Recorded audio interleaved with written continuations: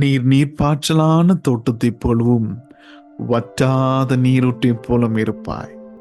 எனக்கு அன்பானவர்களே, நம்முடைய வாழ்க்கை அழகாய் பசுமை நிறைந்து அநேருக்கு பிரயோஜனம் உள்ள ஒரு தோட்டத்தை போல இருக்க வேண்டும் என்று சொல்லி நாம் விரும்புகிறோம். ஆனால் நம்முடைய வாழ்க்கையில வறட்சிகள் வரும்போது நாம் சோர்ந்து போகிறோம்.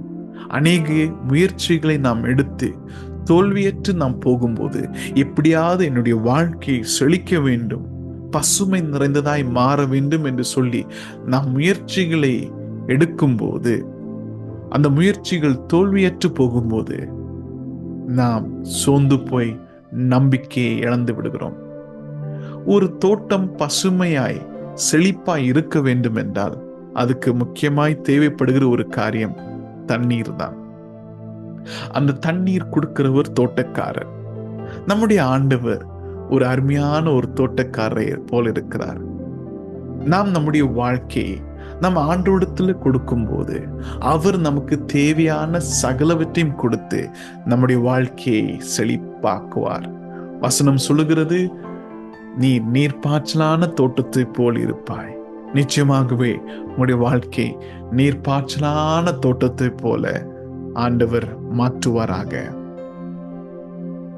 அன்பான இயேசப்பா, நீர்ப்பாய்ச்சலான தோட்டத்தை போலவும் வற்றாத நீரூற்று போலும் இருப்பாய் என்று நீ சொல்லியிருக்கிறீர்.